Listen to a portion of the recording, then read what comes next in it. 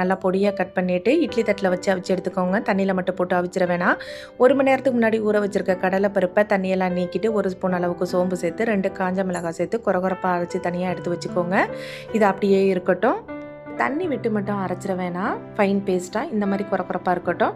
ஒரு பேன் வச்சு கொஞ்சம் கடுகு உளுந்து சேர்த்து நல்லா கடுகு உளுந்து பொரிஞ்சதுக்கு பிறகு வெங்காயத்தையும் சேர்த்து நல்லா வதக்கி கொடுத்துருங்க.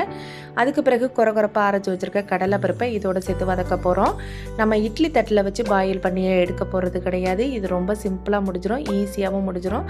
அடுத்தது பார்த்திங்கன்னா இதோட பச்சை வாசனை போகிறதுக்காக நம்ம நல்லா எண்ணெயிலேயே முருகலாக வதக்க போகிறோம். ஒரு 1/2 ஸ்பூன் அளவுக்கு மஞ்சள் தூள் சேர்த்து நல்லா கிளறி கொடுத்திங்கன்னா இந்த மாதிரி கடலைப்பருப்பு கலவை ரெடி ஆகிடும். அதுக்கு பிறகு கொஞ்சம் உப்பு பெருங்காயம் ரெண்டும் சேர்த்து நல்லா கிளறி கொடுத்ததுக்கு பிறகு வேக வச்சுருக்க நம்ம கொத்தரங்காயும் இதில் சேர்த்துறோம். அதுக்கு பிறகு தேங்காவும் கொஞ்சம் கருவேப்பிலை இது எல்லாத்தையும் சேர்த்திங்கன்னா ஒரு அட்டகாசமான டேஸ்ட்டில் கொத்தரங்காய் உசிலி ரெடி ஆகிடும். ட்ரை பண்ணி பாருங்கள்.